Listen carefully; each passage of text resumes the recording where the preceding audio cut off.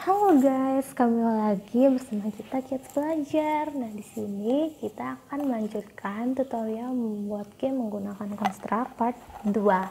Oke, sebelumnya seperti yang teman-teman lihat dalam part 1, kita sudah memasukkan backgroundnya, groundnya, juga sudah memasukkan playernya. Nah, sekarang kita akan menambahkan ground-ground lainnya dan menambahkan enemy untuk si playernya. Nah, pertama-tama kita akan menambahkan ground. Pertama kita buka dulu lock background, lalu kita kunci layer game, lalu kita pilih groundnya, kita pilih ground yang ini ya, atau sesuai ground yang teman-teman miliki. Lalu kita ubah ukuran groundnya,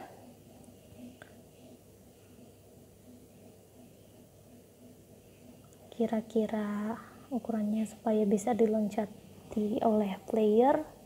Kita letakkan, lalu kita tambahkan behavior jump through ini bisa solid, bisa, tapi bedanya jump through dengan solid itu ada ya teman-teman. Kalau solid itu tidak bisa dilewati, kalau jump through itu hanya bisa pakai untuk meloncat. Nah, cetera Ctrl V, Ctrl C, Ctrl V, lalu kita letakkan, tergantung kreativitas teman-teman.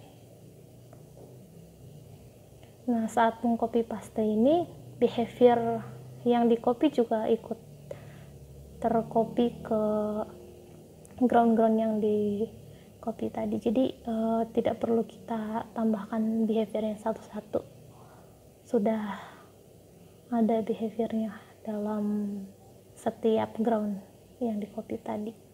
Oke, kita ubah ukurannya,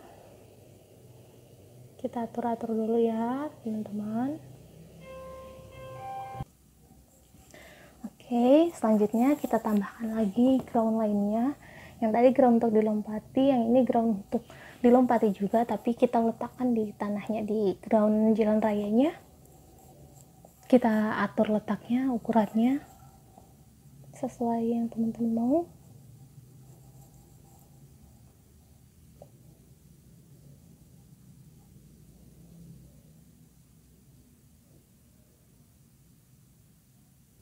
Oke, kita copy, kita paste lagi, kita atur supaya tampilannya lebih menarik.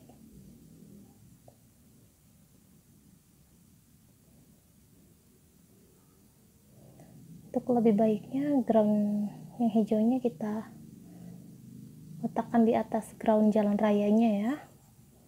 Oke, setelah itu kita tambahkan behaviornya solid, jadi tidak bisa dilewati oleh si player atau enemy.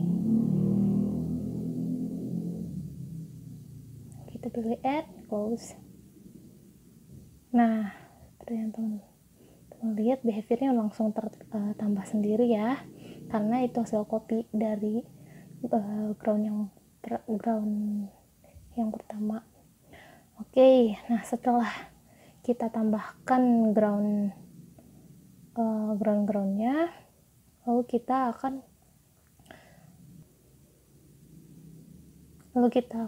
lock layer background, lalu kita buka lagi layer game. Nah, di sini kita perkecil ukuran playernya supaya bisa lewat, lalu kita tambah behaviornya. Nah, kita pilih bound to layout. Ini tujuannya supaya tidak keluar dari layoutnya. Oke, sekarang kita coba, kita run, kita buka di Google. Oke, nah bisa teman-teman jalankan menggunakan keyboard panah atas. Nah, di sini si playernya berjalan, tapi layarnya masih tetap di situ ya, jadi tidak mengikuti gerakan si player, tidak ke samping, jadi tampilannya hanya setengah dari layout sebenarnya yang kita buat tadi ya. Nah, untuk pertama-tama kita tambahkan behavior karakter player, scroll to. Oke, kita close, lalu kita run, kita buka. Nah, di sini playernya berjalan dan tampilannya mengikuti gerakan si playernya ke samping. Oke, sudah bisa ya, dan tidak melewati layoutnya. Oke, itu tujuan behavior dari si karakter tadi. Selanjutnya kita akan tambahkan karakter enemy. Kita drag tiga karakter enemy fly, lalu kita close. Tadi saat kita drag kita pilih control ya, control semua ketiga kali roll drag, lalu kita klik kanan edit animation. Di sini untuk poligonnya kita ubah jadi 1:2 seperti tadi, lalu kita ubah speednya 8, loopnya menjadi yes, pingpongnya menjadi yes. Lalu kita preview. Nah, sudah bergerak ya teman-teman. Oke, lalu kita tambahkan behaviornya. Sini kita akan pilih behavior sign. Sign itu gerakan gelombang ya. Sini ada untuk periodnya kita ubah jadi 4, lalu magnitude-nya menjadi 100 untuk horizontal. Nah, setelah kita tambahkan lagi behaviornya sign lagi, jadi ada 2 sign. Untuk sign yang kedua kita ubah movement-nya menjadi vertikal, lalu untuk periodnya kita ubah juga magnitude-nya menjadi 30, lalu periodnya kita ubah menjadi 2. Oke, sekarang kita coba kita perbanyak, kita copy paste seperti tadi.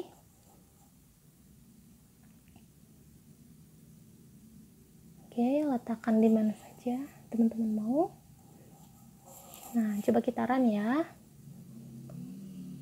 Nah, teman-teman lihat si enemy-nya sudah bergerak seperti terbang. Setelah itu kita drag lagi enemy walking, enemy yang berjalannya.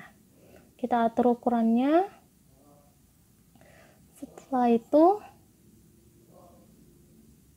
oke, kita edit animation, lalu kita ubah lagi polygonnya menjadi 1:box, lalu kita ubah loopnya menjadi yes.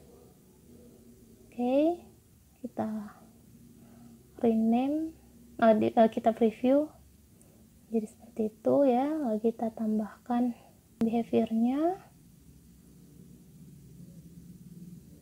kita pilih platform, jadi si enemy-nya bisa berjalan di atas ground, lalu bound to layout, jadi tidak bisa melewati layoutnya. Oke, setelah kita tambahkan behaviornya, untuk default controlnya kita ubah jadi no ya dalam properties, jadi si player ini tidak dikontrol oleh gerakan keyboard kita, tidak mengikuti gerakan si player. Kita perbanyak enemy-nya. Oke, coba kita run. Bisa teman-teman lihat si playernya sudah ada, juga enemy-nya. Oke, sekian tutorial part 2, tutorial membuat game menggunakan construct part 2 akan dilanjut dalam part 3.